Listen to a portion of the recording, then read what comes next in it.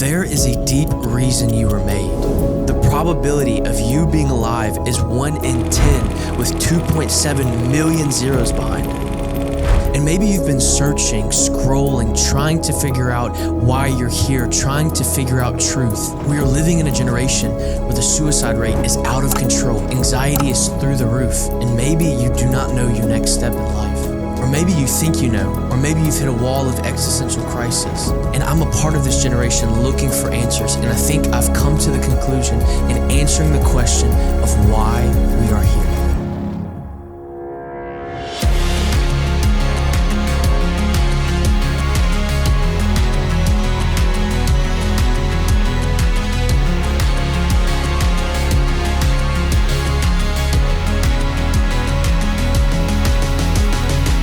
I've come to realize that the answer our generation seeks is in this book. And you don't have to turn far. In Genesis chapter 1, we start to see God's reason for creating us. God shows up to Moses and the Israelites as Yahweh, the Hebrew word for I am, basically saying nothing in this life completes him. God is already whole. He is who he is. And I believe God himself is made up of love. And out of that outpouring of love, and to paraphrase what Jonathan Edwards has said, a fountain's character is to overflow.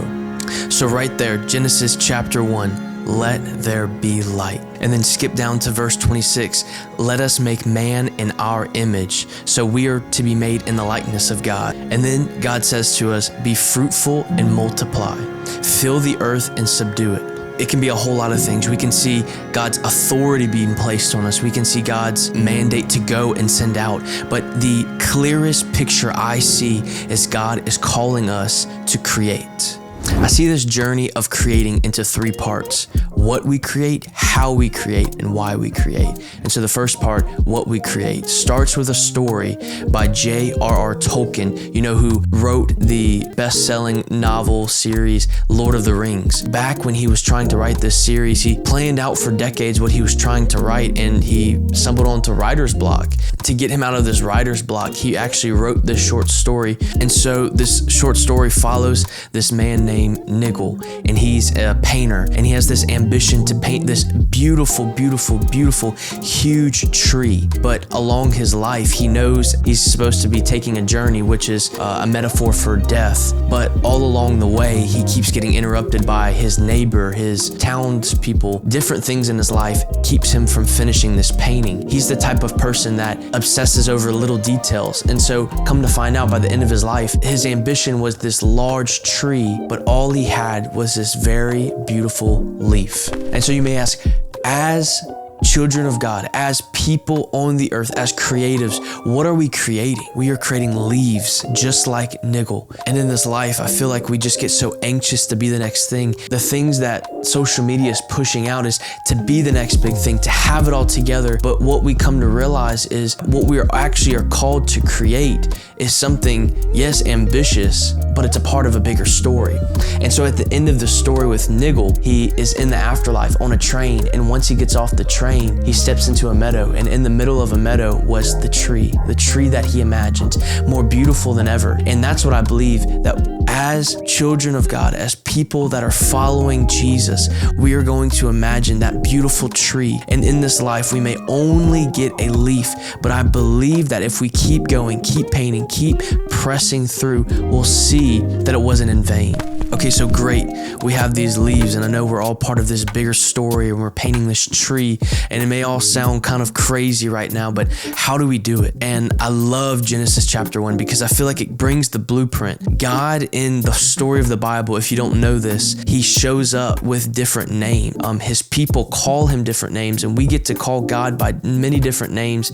And the reason for that is to show and reveal his attributes. But the first quality of God that we get introduced to in the Bible is as creator, as the creator of the heavens and the earth. And the first thing he does is calls light into existence, bring light into darkness. And then the next thing he does is he brings order out of chaos. How do we create? How do we go about in our life? We bring light to dark places. We bring order into chaos. And I'm not just talking about videographers or creative people. You may be a stay-at-home mom or dad or a janitor, and you get to set the atmosphere of peace in your home, in your school. You may be a CPA working with numbers, crunching it, taking your clients' crazy numbers and putting order into that Excel spreadsheet. What I'm saying is this is a mandate for all people of God, that this is the reason you were born, to take the chaos and bring order, to take dark places and bring the light of Christ. I'll give you an example. I have a friend and coworker of mine who's a wedding videographer.